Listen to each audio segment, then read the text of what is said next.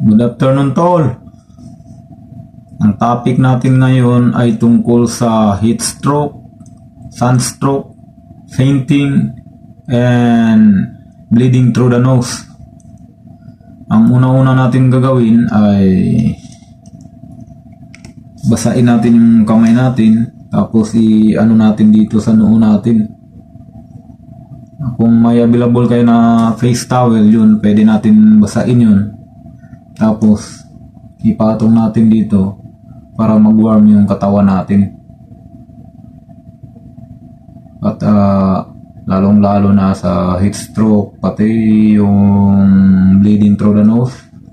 Ito, pag ilagay mo lang dito, kahit yung kamay mo lang, anuhin mo lang, eh mawawala na, mahinto na yung ano natin, yung pagdugo sa ilong. Tapos yan,